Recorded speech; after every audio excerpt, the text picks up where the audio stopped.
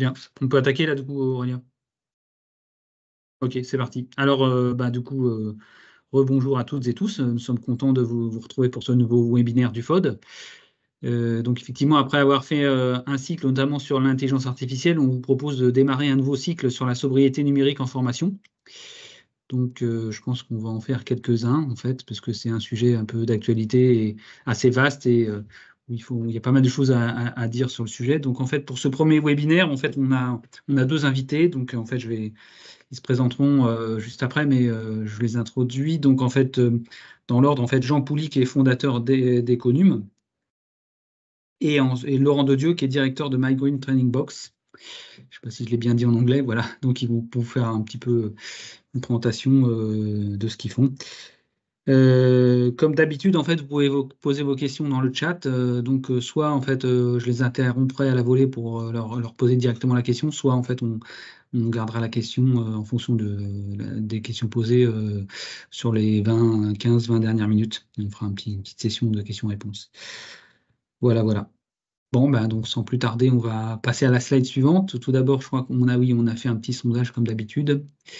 Je ne sais pas si qui passe les slides. En fait, on vous a interrogé en amont ce webinaire pour savoir un petit peu quelle était votre sensibilité par rapport au sujet. Du coup, je vais peut-être prendre le contrôle pour passer la slide.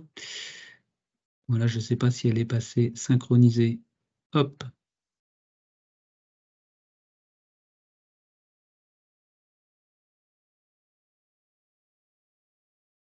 Alors, je ne sais pas si tout le monde voit bien le résultat du petit sondage. En fait, donc effectivement, on vous a posé une question.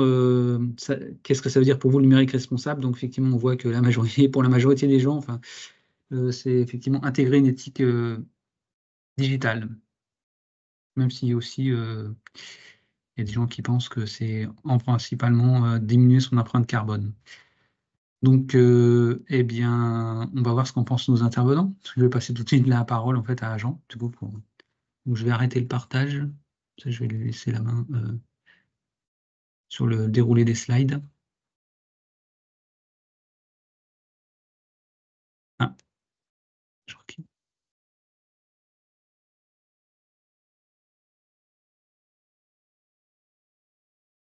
tu as ton micro coupé du coup. Ah voilà.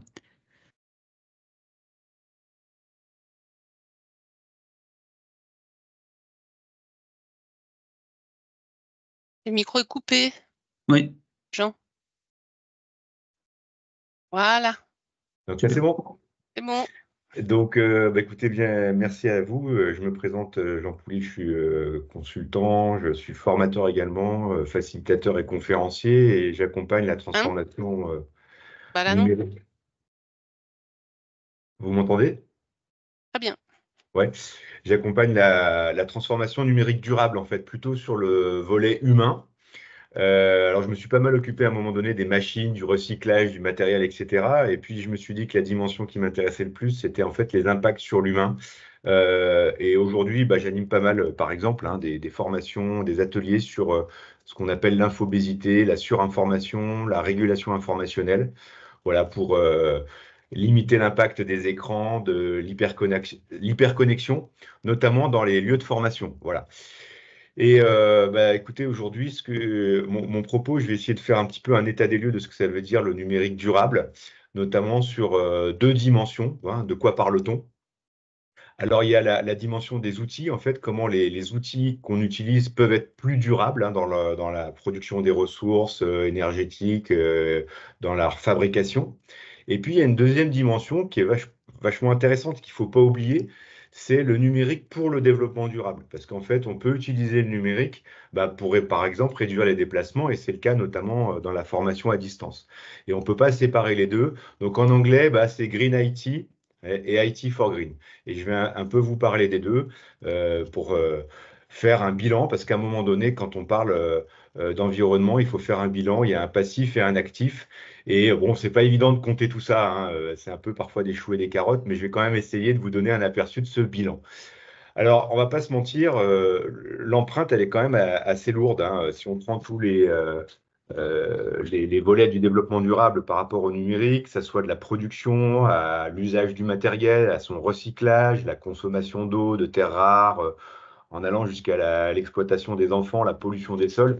On va dire que voilà, c'est lourd. Néanmoins, il faut surtout avoir en tête que s'il y a une chose à retenir, c'est au niveau de la production que l'empreinte est la plus lourde. C'est près de 80% de l'empreinte environnementale, et notamment les gaz à effet de serre, c'est au niveau de la production du matériel.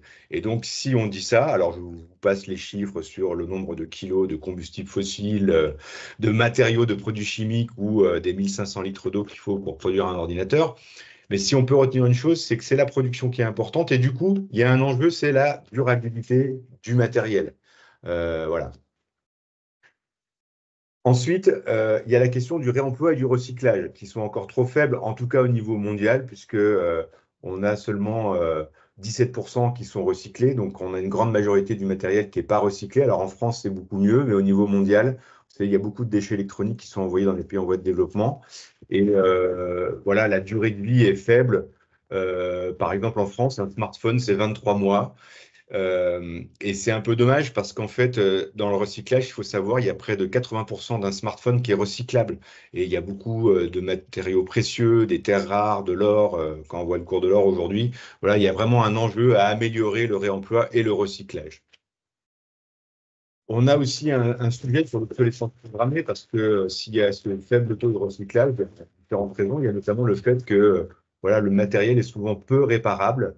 Donc ça, c'est le volet matériel. Et puis, il y a un volet logiciel aussi qui est important, puisque parfois, les logiciels propriétaires sont un obstacle au réemploi et au recyclage. Donc, on a vraiment cette question de l'obsolescence programmée qui est importante.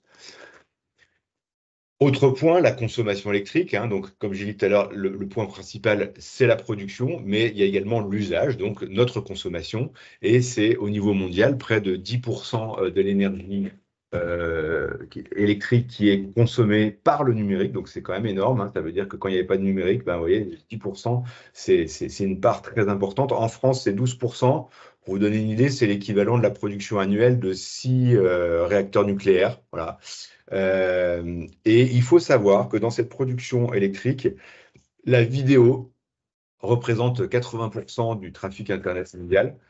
Près de 25% en France, c'est Netflix. Voilà, vous voyez, le streaming est important et ça pose l'usage. Pourquoi je vous parle de Netflix, ça pose la question de l'utilité. Alors, se former à distance, c'est très utile. Bon, voilà, 10 heures de Netflix, c'est le téléchargement de toutes les données de Wikipédia en anglais. 1 heure de Netflix, c'est la consommation annuelle d'un frigo. On peut se poser aussi la question de à quoi ça sert, voilà, le numérique, si à un moment donné, on veut être dans une sobriété numérique. Ça représente aussi, par exemple, un data center, parce que dans cette production, il y a les 3/4, c'est nos usages, et il y a à peu près 20%, c'est les data centers qui hébergent les données. Et un data center de taille moyenne, c'est la ville de Nancy en consommation électrique.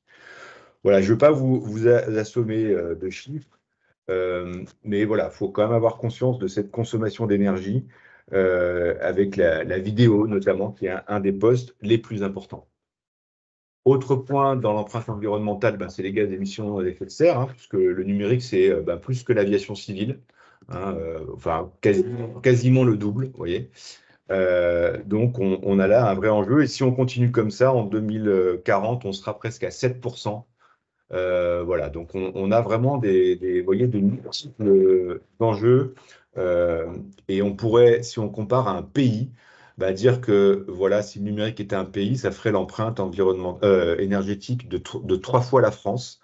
Ça serait le 6e pays du monde en termes de consommation énergétique. Donc, c'est vraiment pas neutre. Et puis, si on regarde les tendances, depuis 15 ans, vous voyez, on multiplie par 2, par 3 l'énergie, les GES, l'eau, les ressources, l'électricité.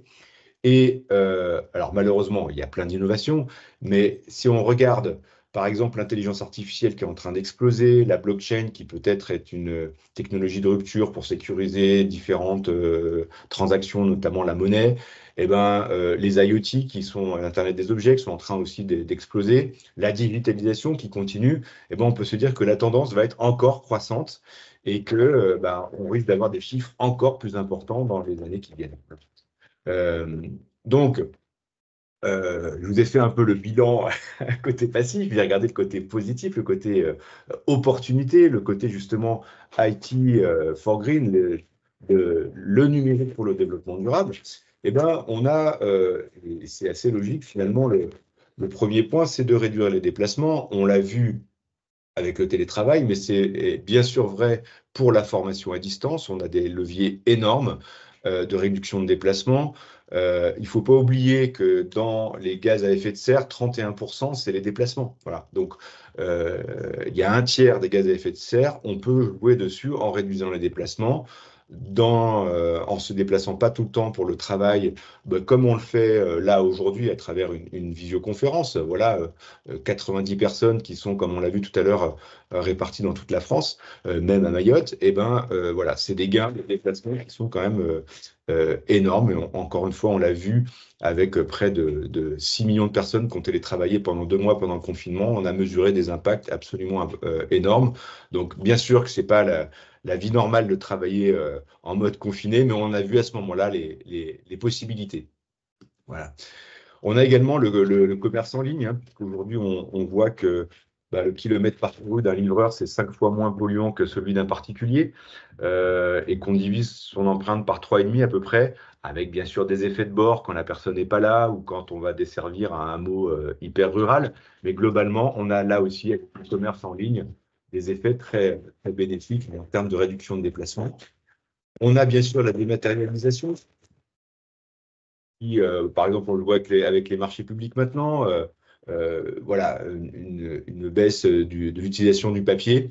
Et j'en parlerai un petit peu tout à l'heure. C'est vrai que dans la transition, on a parfois un petit peu la double peine parce que parfois on utilise encore du papier et du numérique en plus. Mais si on peut faire un effort, voilà, vraiment d'aller vers cette dématérialisation, on va avoir des gains assez intéressants avec encore aussi un petit point d'attention sur l'illettrisme numérique parce que dématérialiser, c'est super, mais il y a des gens qui sont un peu exclus de ce système. On a ce qu'on appelle l'économie de la fonctionnalité ou l'économie collaborative, les technologies d'appérage ou de peer-to-peer. Je vous prends un exemple très simple, Blablacar, qui permet d'appairer ou de l'offre et la demande, va permettre les 3 piliers du développement durable. Hein, c'est assez simple à comprendre. Il y a l'économie, hein, quand on fait Blablacar, on fait des économies. Il y a le social, c'est le blabla du Blablacar, aux rencontres des gens. Et puis, il y a l'environnemental, parce que si on est 5 dans la voiture au lieu de tout seul, on aura moins d'impact sur l'énergie, sur les pollutions atmosphériques, etc. Donc, c'est ce développement des algorithmes et des data qui permet ce peer-to-peer, toute cette économie de la fonctionnalité, hein, Airbnb et j'en passe, Vinted, etc., contribue au développement durable. On a dans un autre domaine ce qu'on appelle les smart grids. Et là, le logiciel pour les énergies durables, les énergies renouvelables. Alors, il faut lire Jérémy Rifkin qui nous explique tout ça. C'est des potentiels extraordinaires pour permettre d'intégrer ces énergies qui sont intermittentes grâce au logiciel. Et puis, pour terminer sur ce volet IT for Green, le smart building, comment aujourd'hui l'IA, la data permet de piloter des bâtiments, permet de réduire la consommation énergétique et permet aussi de s'articuler avec les nouvelles pratiques de travail comme le télétravail ou le flex office pour éviter, par exemple, de chauffer des bureaux vides quand les gens sont chez eux ou en déplacement. Donc on a là, vous voyez, énormément de potentiel de réduction de déplacement, d'optimisation de consommation énergétique, de consommation d'utilisation des espaces. Alors, comme je disais, pendant la transition, parfois c'est un peu la double peine, mais là, on peut faire des efforts, en tout cas, pour essayer quand on prend un outil, de supprimer quelque chose. Hein, c'est un peu cette conscience-là qui est importante. Et je vais essayer maintenant, avant de conclure, de vous donner quelques pistes pour un numérique sobre et durable. Je pense que Laurent vous en donnera aussi pas mal. La première, c'est peut-être quand on est en formation, c'est d'essayer de mieux choisir ce qu'on fait en présentiel et en distanciel. C'est de se dire, en fait, on a plusieurs hybridations, présence, distance, synchrone, asynchrone, transmissif, collaboratif. Comment on peut regarder ce qui est fragile et robuste en présentiel, en distanciel pour optimiser finalement nos dispositifs de formation et peut-être regrouper ce qui est regroupable quand on doit être dans un lieu et puis quand on peut être à distance et du coup optimiser ce qui est permis par le numérique. Le deuxième point, peut-être une attention particulière aux vidéos, parce qu'on l'a vu, comme c'est les vidéos et le streaming qui, qui représente le flux le plus important au niveau mondial et français, et par exemple, on peut essayer de ne pas tout le temps mettre de la plus haute qualité, hein, par exemple comme 4K, qui n'est pas toujours pertinent, hein, et faire sur des formats moins gourmands. Donc voilà, ça je pense que c'est important. Pourquoi pas, quand on est un organisme de formation, faire aussi et mettre en place une politique d'achat durable, de réemploi, de réparation, de recyclage. On a maintenant tout un tas d'organismes, on a même des labels, les Fairphone, on a également des organismes solidaires comme Emmaüs qui font du réemploi. Donc je pense qu'on a toutes les possibilités, on a les éco-organismes pour essayer d'avoir cette politique durable de réemploi, de recyclage. On a également le levier des logiciels libres, parce qu'ils sont moins gourmands en consommation de mémoire vive, etc. Ils permettent une meilleure durabilité du matériel et surtout, on n'a pas les verrous logiciels qui parfois font qu'il y a une version logicielle qui va bloquer un système. Donc, quand on réemploie du matériel, le logiciel libre est assez utile. Voilà. Enfin, dernier point, enfin avant-dernier point, la conception des sites internet et des plateformes. Il y a des guides qui existent, qui sont édités, qui vous aident à éco-concevoir, une plateforme pour réduire la consommation d'énergie générée par le site web, pour diminuer les requêtes du serveur, pour afficher le contenu plus rapidement, pour lutter contre l'usure des appareils. Et puis, un ensemble de bons gestes, de bonnes habitudes. Alors là aussi, je pense que Laurent en parlera, mais voilà, éviter tout le temps imprimer, réduire et nettoyer ses données dans le cloud, éteindre ses appareils, utiliser les favoris plutôt que systématiquement demander à Google, faire des requêtes sur les moteurs de recherche, mettre un filtre pour la lumière bleue, mettre un anti-spam, ne pas mettre tout le monde en copie. Voilà, des petits gestes qui multipliés par des grandes quantités font des grandes rivières. Je ne vais pas rentrer dans le détail, parce qu'après, c'est de la méthodologie, c'est des ateliers. Et moi, plus particulièrement, je monte plutôt des ateliers pour réduire la charge informationnelle, ou en tout cas l'optimiser, parce qu'il y a aussi des impacts sur les humains. Là, j'ai beaucoup parlé de matériel et de la planète, mais il y a aussi, on fait partie du développement durable, et moi, c'est la dimension qui m'intéresse le plus, et je pense qu'elle est aussi importante pour qu'on ne soit pas nous-mêmes débordés par ces outils en attention, en charge cognitive. Et je pense que c'est aussi quelque chose qui devrait vous intéresser au niveau de l'attention des apprenants, parce que trop d'infos, trop de numérique peut aussi perturber notre attention. Voilà, je vais m'arrêter là et écoutez, je pourrai répondre à vos questions ensuite et je vous remercie de votre attention. Merci pour cette belle introduction sur les opportunités et les risques, mais aussi les bonnes pratiques. Pour l'instant, je ne vois pas de questions dans le chat, mais vous pouvez toujours les poser. On regardera ça dans la suite. On va passer la parole à Laurent, du coup. Bonjour, alors je vais prendre le contrôle. Voilà, le contrôle est activé. Donc bonjour, je suis Laurent Dedieu, directeur du développement chez MyTrainingBox et ingénieur pédagogique digital depuis plus de 20 ans. MyTrainingBox, c'est la maison de MyGreenTrainingBox, qui est une plateforme de création et de diffusion de formation numérique en accès libre sur le développement durable dans plusieurs secteurs. Quand j'ai commencé ma carrière, donc il y a plus de 20 ans, j'étais content de faire de la formation à distance parce que j'étais persuadé que la formation à distance était moins impactante que la formation en présentiel, pour plein de raisons. On en a parlé tout à l'heure, les transports, on n'imprimait pas de papier, il y avait moins de classes de formation, de salles de classe à chauffer, etc. Et puis, j'ai découvert le numérique responsable et j'ai découvert les impacts de la production effrénée de contenu numérique, de matériel numérique, du stockage sur les serveurs, etc. Et ça m'a interrogé et ça nous a interrogés. Et quand on a lancé MyGreenTrainingBox en 2020, on s'est dit, on ne peut pas avoir une activité comme la nôtre, clairement concevoir des ressources numériques sur le développement durable et ne pas prendre en considération le numérique responsable. Mais prendre en considération le numérique responsable, c'est pas simple dans un organisme de formation, parce que même si on trouve de l'info sur, il y a des études, on l'a vu, hein, sur les impacts du numérique, etc., il y a peu ou pas d'études qui concernent vraiment notre travail au quotidien, la conception de formation numérique. Donc, chez My Green Training Box, on a décidé de travailler sur cette thématique-là, et on a commencé en 2020, on a rejoint l'INR, l'Institut du numérique responsable, pour nous acculturer vraiment au numérique responsable, savoir de quoi on parle. Et en 2021, on a lancé via un projet européen, le projet GIVE, Green IT for VT Providers, pour commencer à élaborer une première étude, on va dire, sur les impacts de la formation numérique. En 2022, nous avons formé toutes nos équipes au numérique responsable, et nous avons aussi audité nos pratiques autour du GR 491. Alors le GR 491, c'est pas un chemin de grande randonnée, c'est le référentiel de création de solutions et d'outils numériques qui a été créé par l'INR autour de 491 bonnes pratiques. Aujourd'hui, il y en a un peu plus, on a dépassé les 500.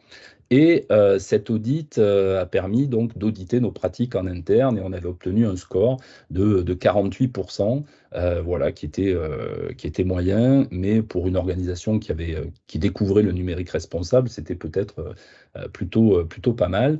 En tout cas, suite à ces formations, suite à cet audit, on a initié chez My Green Training Box un plan d'action numérique responsable qu'on a co-construit avec tous nos collaborateurs et nos collaboratrices. Donc, vous voyez, c'est assez large, hein. Ça va de la gestion des emails jusqu'à la communication autour du numérique responsable.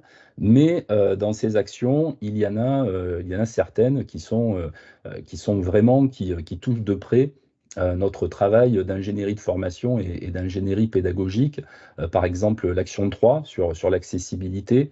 On a travaillé énormément sur l'accessibilité de nos contenus numériques, notamment le travail sur le contraste des couleurs, mais aussi ajouter des sous-titres au support vidéo. Alors des sous-titres qui sont pas automatisés, parce qu'on sait que d'un point de vue pédagogique aussi, mixer la lecture et la voix off, c'est pas forcément le plus pertinent. L'action 4 aussi, sur tout ce qui concerne la création digitale.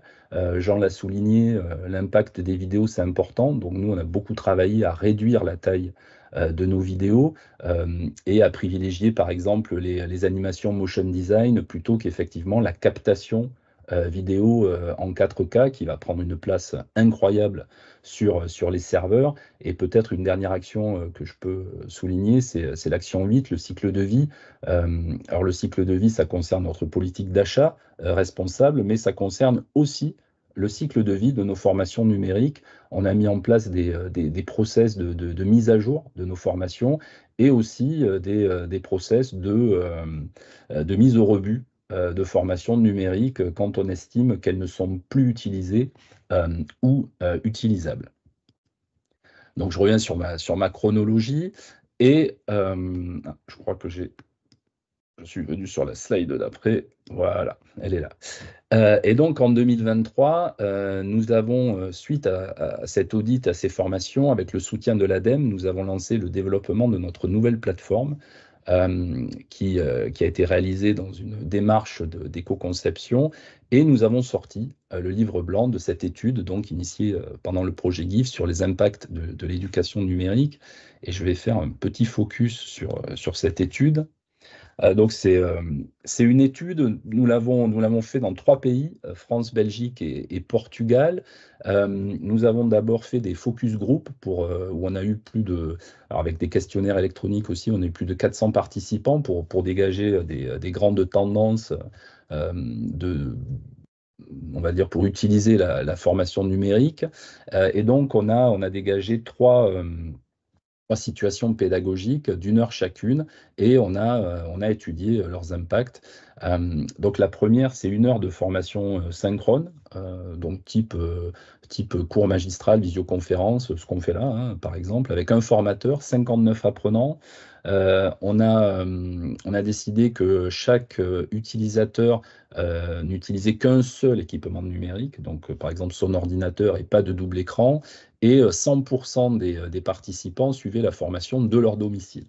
Donc sur le livre blanc, vous avez les résultats en impact carbone, mais on a ramené ça aussi en kilomètres en voiture en Europe pour que ce soit plus parlant. Et donc, 1 heure de formation synchrone, là c'était au Portugal, ça représente environ l'équivalent de 120 km en voiture. La deuxième situation, c'est 1 heure de formation asynchrone sur une plateforme, sur un LMS, avec 300 apprenants qui vont consommer pendant 1 heure du streaming vidéo.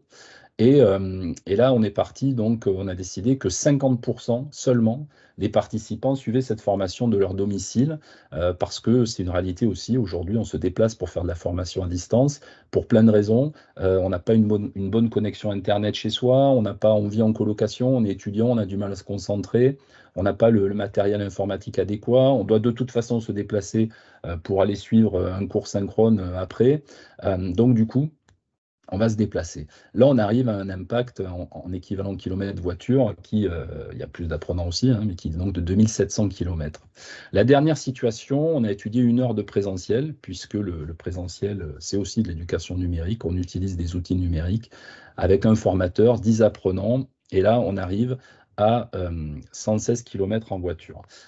Donc, au départ de ma carrière, je n'avais pas forcément tort. C'est vrai que c'est mieux de faire de la formation à distance que du présentiel, puisqu'on voit ce qui impacte le plus, c'est évidemment les transports. Mais comme Jean l'a souligné, le numérique aujourd'hui, c'est plus d'impact que l'aviation civile, et à très court terme, on prévoit que ce soit plus impactant que l'ensemble des transports. Donc il faut travailler effectivement pour essayer de proposer un numérique plus responsable. Et c'est pour cette raison que dans le cadre de cette étude, on a aussi développé une formation d'introduction au numérique responsable pour les acteurs de la formation, qui est disponible en accès libre sur notre plateforme. On a on a développé le cycle de vie d'une formation numérique autour de 5 phases. Et pour chaque phase, on propose des réflexions et des échanges de bonnes pratiques. Donc, la conception, par exemple, c'est l'équivalent de l'ingénierie de formation. On peut se poser des questions à ce niveau-là. Par exemple, est-ce que ma formation nécessite l'utilisation d'ordinateurs élaborés? Est-ce que mes apprenants ont accès à ces ordinateurs-là? S'ils n'ont pas accès, qu'est-ce que ça veut dire? Qu'ils vont devoir acheter de nouveaux ordinateurs, donc là ma formation va avoir un impact, ou bien dans mon école, centre de formation, on va pouvoir prêter des formations le temps de la formation. La fabrication, c'est l'ingénierie pédagogique, hein, donc est-ce qu'il y a besoin de concevoir de nouveaux contenus, ou bien j'ai ce qu'il faut en interne, mais il faut les mettre à jour. La diffusion, comment je diffuse ces contenus, donc est-ce que c'est du streaming, mais pareil, est-ce que mes apprenants ils ont une bonne connexion Internet pour faire du streaming, sinon est-ce qu'il ne vaut pas mieux les mettre sur un cloud en téléchargement? On peut questionner aussi l'utilisation de la formation. Est-ce qu'il y a des règles d'utilisation de la formation? Par exemple, l'utilisation de la caméra. Pendant une visioconférence, souvent les formateurs aiment bien que les caméras soient branchées, mais ça a un impact. Donc peut-être effectivement définir des règles d'utilisation de la caméra pour certaines séquences pédagogiques. Et la dernière phase qui va être la fin de vie, donc là il y a 2 flèches, hein. Il y en a une qui revient bien sûr sur la conception. Idéalement on réutilise ces contenus numériques, et il y en a une autre où comment on gère les contenus qui sont plus utilisables. Par exemple, une formation sur un métier qui n'existe plus. Est-ce que j'ai besoin de garder les 25 mises à jour de mes contenus de formation sur mon serveur, ou garder seulement la dernière, ou garder rien du tout?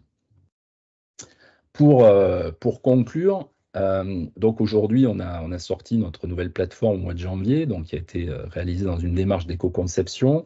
On a audité à nouveau nos pratiques, toujours autour du GR 491, et vous voyez qu'on a considérablement amélioré notre score, puisqu'on est passé de 48% à presque 88%. Donc une plateforme éco-conçue, ça veut dire quoi très rapidement? C'est d'abord un développement informatique qui va proposer un code plus léger, qui va diminuer les requêtes. C'est aussi travailler sur l'accessibilité de sa plateforme, l'accessibilité d'un point de vue design. Je parlais tout à l'heure par exemple des couleurs, les contrastes de couleurs, etc. Mais aussi l'accessibilité d'un point de vue de l'expérience utilisateur. Puisqu'il faut que votre plateforme puisse être utilisée par des personnes qui, a priori, n'ont pas l'habitude d'utiliser des plateformes de formation. Et enfin, c'est aussi un hébergement responsable. Il y a des hébergeurs qui proposent des solutions responsables pour héberger sa plateforme, mais aussi ses solutions numériques, puisque la plateforme, c'est une chose, mais le plus impactant, c'est les contenus que vous allez mettre sur votre plateforme.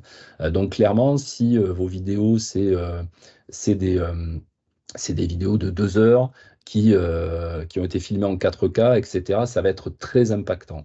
Alors nous, on est plutôt sur du motion design, on est plutôt sur du micro-learning, donc nos vidéos, a priori, sont pas très lourdes, mais on a diminué de moitié la taille moyenne de nos vidéos aujourd'hui, et ça, clairement, ça a un impact super important sur ce qu'on peut stocker sur nos serveurs, mais aussi pour la diffusion auprès de nos utilisateurs.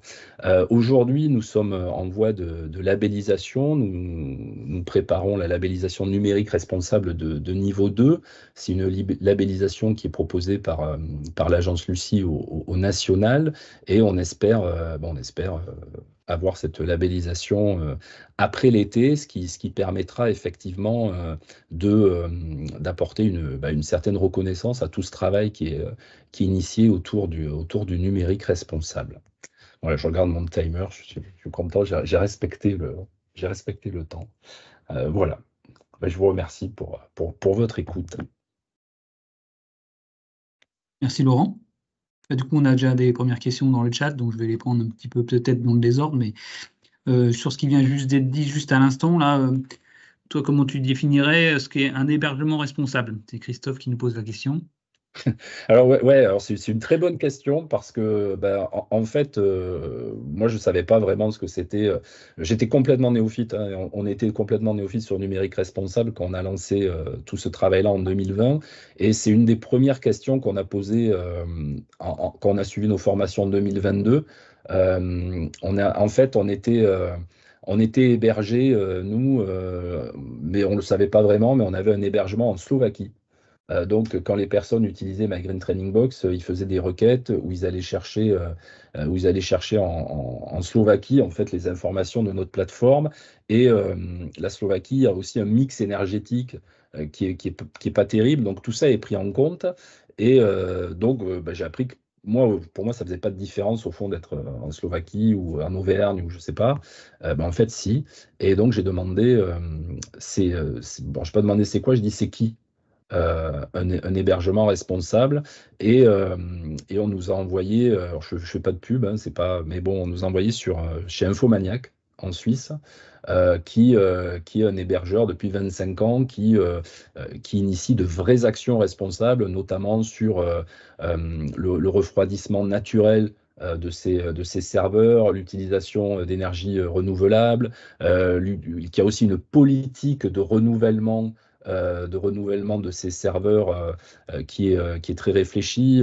Sur leur site, c'est vraiment très complet, et c'est pas du greenwashing. Donc voilà comment on va définir un hébergement responsable. Merci. Du coup, tu veux peut-être compléter, du coup, Jean, par rapport à ça, par rapport à cette question, qu'on passe à une autre question ou pas? Non, non, c'est pas rien à dire de plus. Donc mais si je veux on bien. va. Super. J'ai vu qu'il y avait une question sur la boussole numérique. Voilà, c'est ça, c'est la question que j'allais passer ensuite. Donc du coup, finalement, est-ce qu'il y a du coup des normes ou des façons de mesurer cette responsabilité finalement de l'hébergement? Donc il y a Christophe qui approfondit sa question en posant la question de la boussole carbone VeryUp. Il y en a peut-être d'autres en fait. Est-ce que vous connaissez des outils? Moi, oui, je trouve ça très intéressant d'avoir des outils de mesure et de comparaison de scénarios pédagogiques, comme l'a fait tout à l'heure Laurent, hein, avec sa formation en présentiel avec du numérique, etc.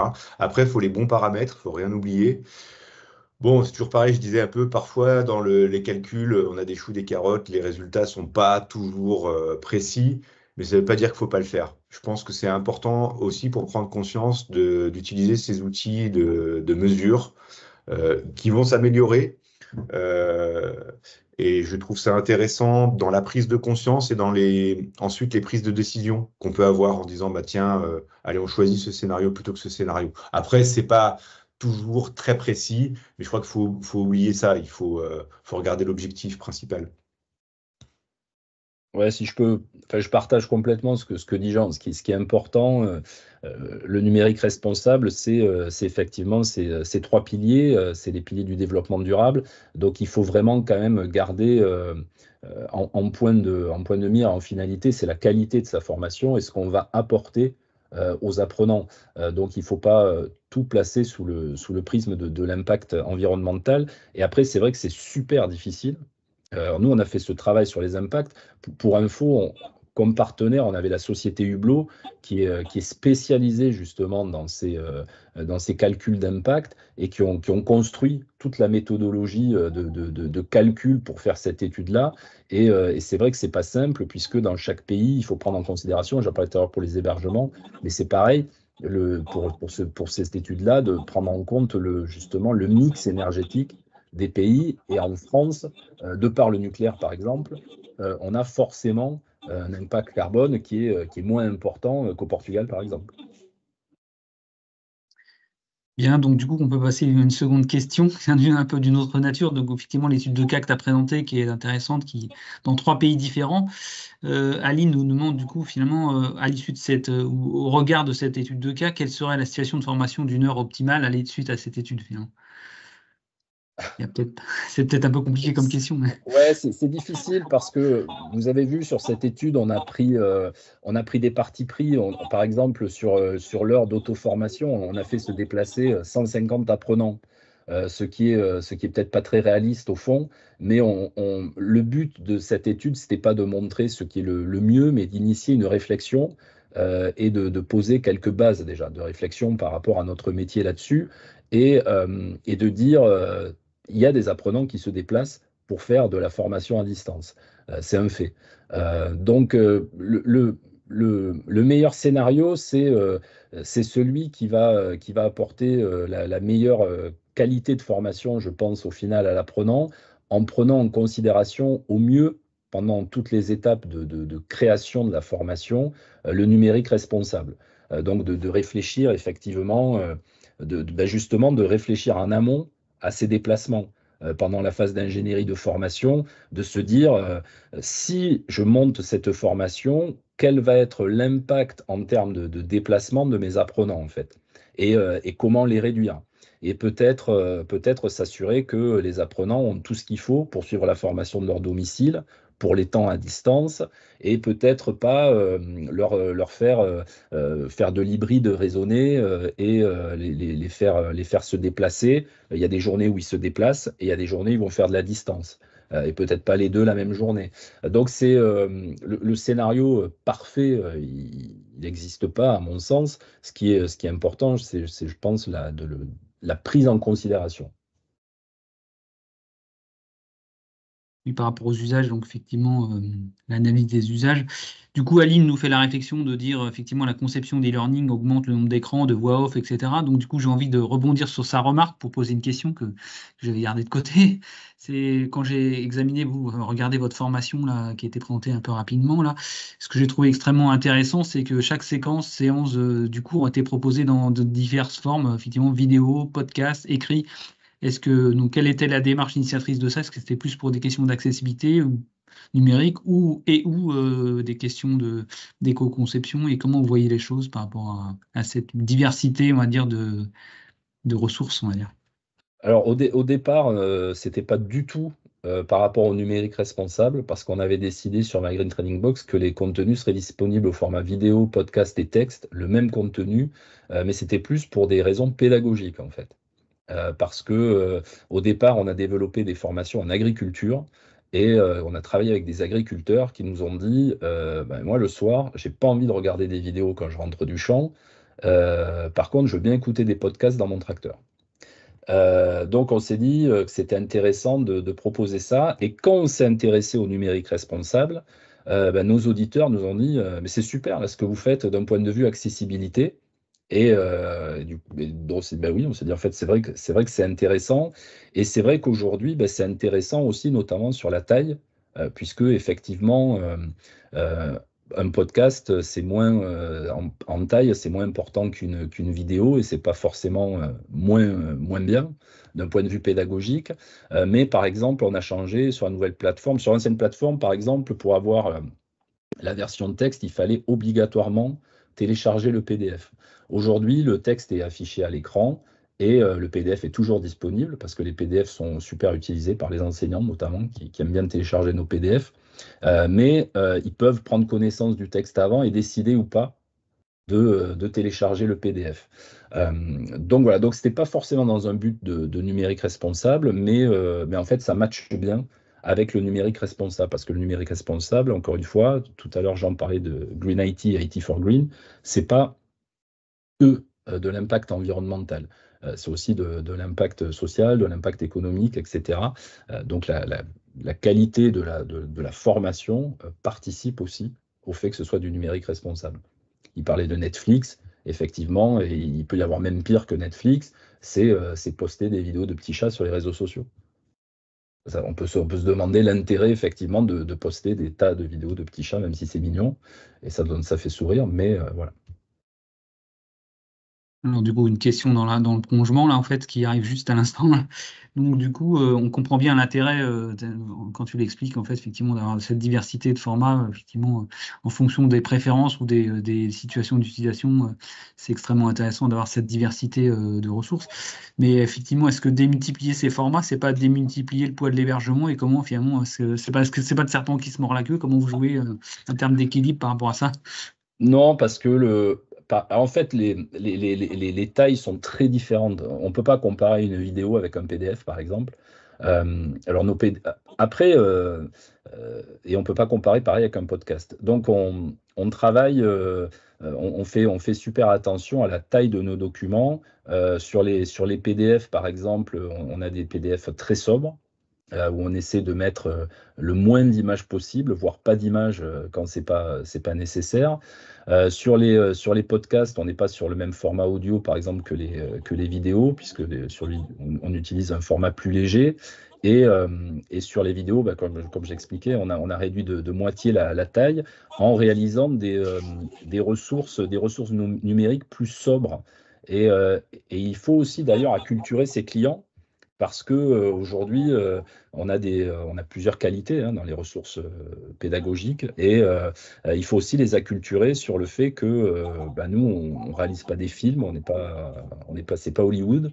Et notre but, c'est que la vidéo ait une portée pédagogique. Et on peut arriver justement à travailler la sobriété comme ça. Mais c'est vrai que avant, par exemple, on utilisait des backgrounds vidéo. Vous savez, par exemple, vous mettez des paysages sublimes en fond de vidéo avec la voix de l'acteur dessus. Alors ça claque, hein. Ça fait des vidéos, il y a vraiment l'effet waouh. Mais par contre, pour utiliser une background vidéo de 10 secondes, vos créas, ils vont en télécharger peut-être 40. Et puis, vous allez en garder qu'une, mais par contre, les 40, elles vont rester stockées sur votre serveur. Il y a eu 40 téléchargements, ça va rester dans un dossier, ça va être dupliqué. L'impact est énorme. Donc, en fait, ça augmente pas forcément, mais ça améliore quand même la qualité de la formation. Et après, il y a des petits détails. Par exemple, sur notre plateforme, les vidéos ne se lancent pas automatiquement. Il faut que l'utilisateur lance la vidéo. Parce qu'on sait aussi, d'avoir travaillé sur le numérique responsable, que pour lancer une vidéo, pour qu'elle se lance automatiquement, ça veut dire que votre plateforme va commencer en fait, à télécharger la vidéo. Et donc, du coup, tout ça sur des milliers d'utilisateurs, ça a un impact important. Donc là, quand on écoute, on comprend que c'est une démarche, on va dire, d'amélioration continue. Oui. Mais finalement, la formation des équipes qui médiatisent les ressources, des concepteurs, des médiatiseurs, finalement, est-ce que du coup, ça se fait au fil de l'eau? Est-ce qu'il y a des étapes, des paliers de maturité? Un autre OF qui voudrait avoir cette même démarche, quel est le chemin? Quelque part, si je peux dire. Bah, le chemin, nous, le chemin, c'est pour ça que j'ai mis un petit peu cette chronologie. D'abord, on s'est formé sur le numérique responsable. On s'est formé à 3 niveaux. On s'est formé, d'abord, on s'est une formation, c'est quoi le numérique responsable? De quoi on parle concrètement? Ensuite, une formation sur...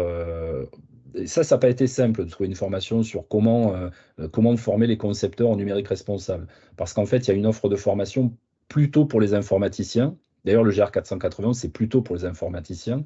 Et nous, il a fallu un peu débroussailler tout ça parce qu'on n'est pas des informaticiens.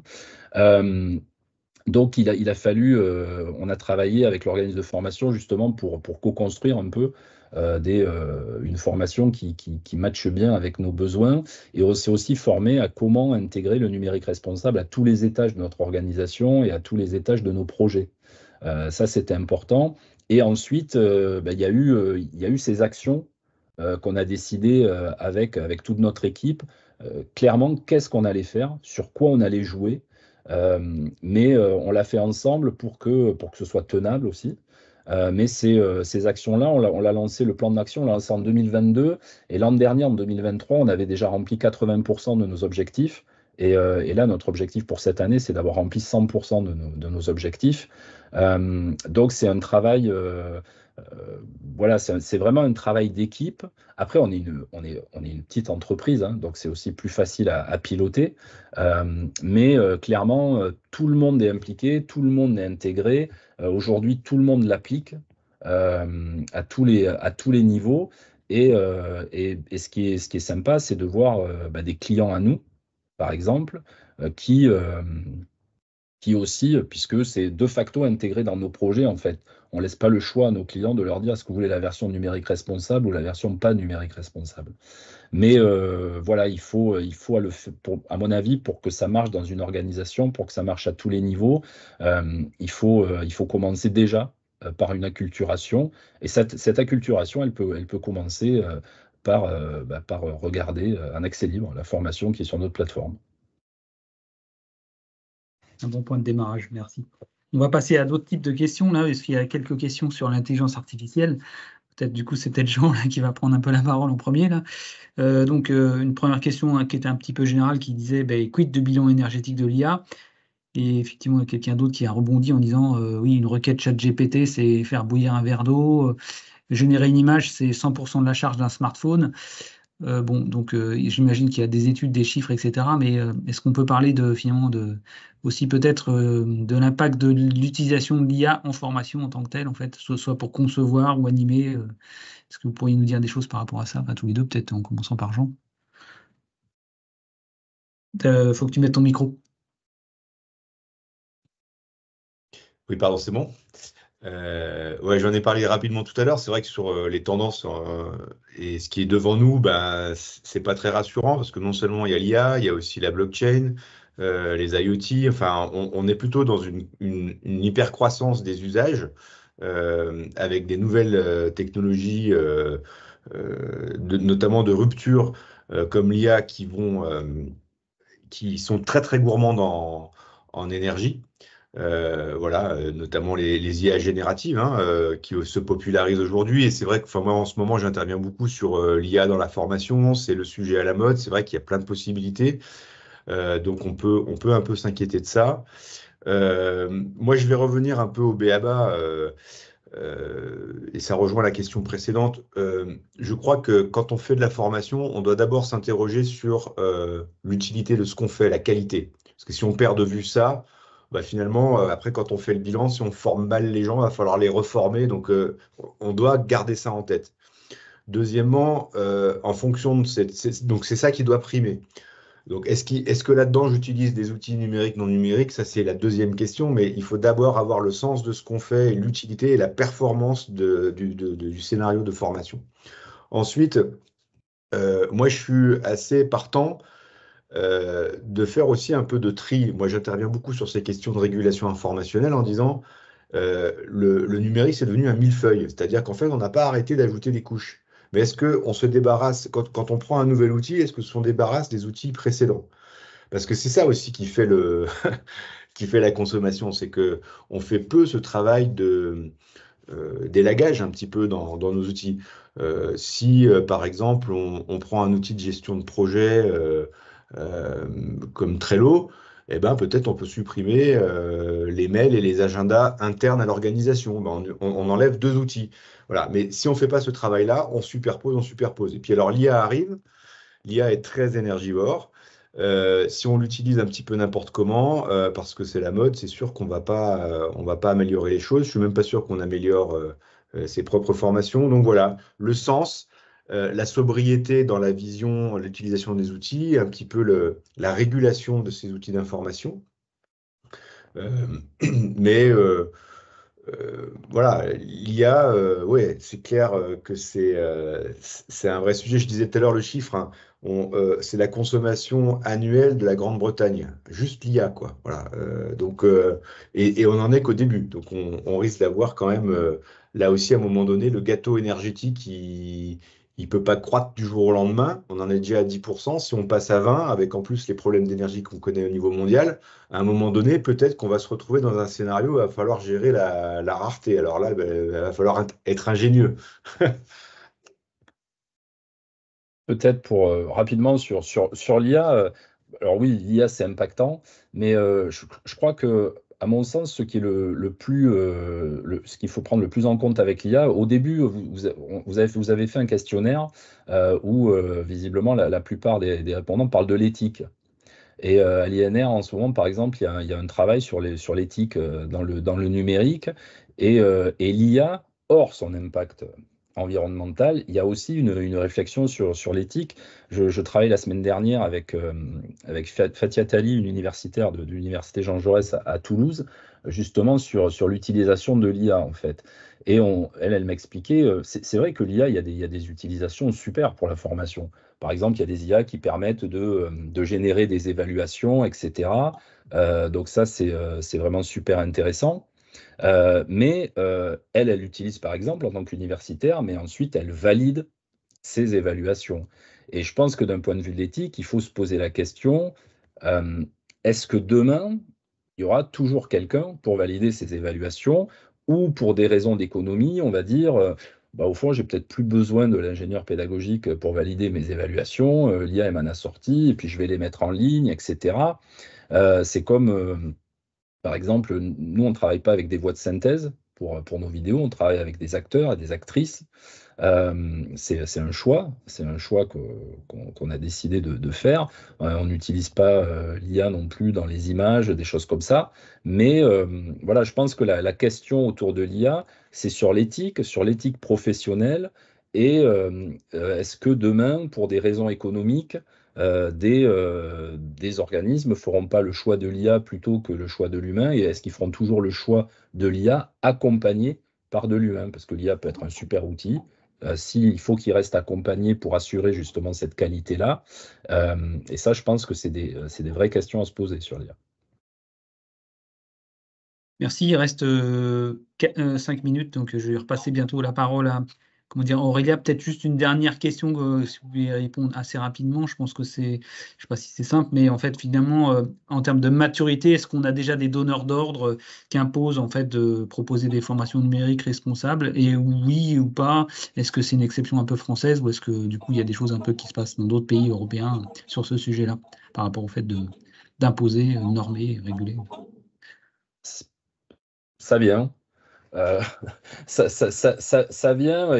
C'est sûr qu'il va y avoir, à mon avis, il va y avoir une réglementation européenne bientôt. Hein. Je sais que l'ADEME travaille activement avec l'INR notamment. Je parlais du GR 491 qui alimente aussi, qui pourrait être hein, le référentiel, ou qui pourrait en tout cas alimenter une sorte de référentiel national et pourquoi pas européen. L'INR, c'est aussi en Belgique, en Suisse. Les donneurs d'ordre, aujourd'hui, il n'y a pas de case vraiment numérique responsable. Il y a des cases RSE de plus en plus. En tout cas, ce qui est sûr, c'est que le numérique responsable, ça interroge et ça séduit. Nous, par exemple, on participe à un projet Definum, qui est financé par la Caisse des dépôts. Et avec plusieurs partenaires, on crée 25 formations en agriculture. Et le fait que ce soit développé de cette façon-là, ça intéresse les financeurs. Donc aujourd'hui, il n'y a pas encore il n'y a pas d'obligation, il n'y a pas de réglementation, etc. Mais il y a des réflexions de ci et là. J'ai même entendu parler de réflexions d'intégrer le numérique responsable à Calliope. Donc, pourquoi pas? Ça peut être une démarche intéressante. Mais il faut que ça reste tenable pour les organisations, en fait. Il ne faut pas, pour terminer rapidement, c'est vrai qu'on le voit bien avec le digital learning. Moi, quand j'ai commencé il y a plus de 20 ans, c'était l'enfer pour les organismes de formation. Quand on leur disait, les formateurs, ils disaient, non, attendez, il va falloir maintenant que je fasse du digital learning, c'est super compliqué. Si en plus, il ne faut pas que le numérique responsable, ça devienne une couche en plus, qui se disent, non mais attends, alors je vais devoir faire du digital learning, en plus il va falloir qu'il soit responsable. Non mais bon, à la fin, j'arrête quoi. Donc voilà, il faut que ça reste tenable pour les organisations.